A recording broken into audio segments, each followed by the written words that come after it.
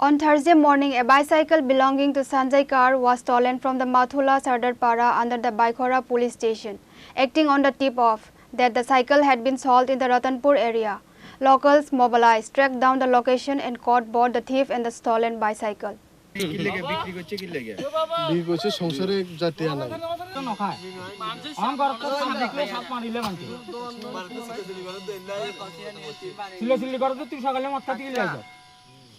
মদতি আগুন দিয়ে তুই সাল কিন্তু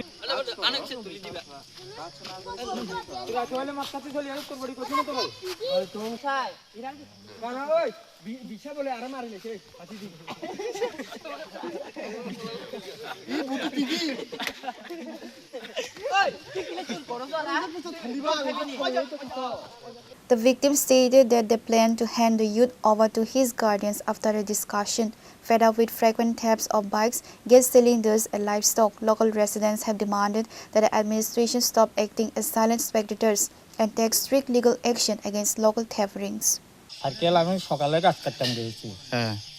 বাবুল গোসের বাড়ির পাশে আচ্ছা এখানে যাওয়ার পরে সাইকেলটা রাখি আমি উপরে গাছ কাটিয়ে গাছ কাটতে সারে আইয়ারে দেখি যে সাইকেল নাই অনেক খোঁজাখুঁজি ধরে দেখি যে সাইকেল নাই না পাই না সাইকেল আচ্ছা তারপর বাইদি বাই খবরটা জানি যে এই রতনদের ছেলে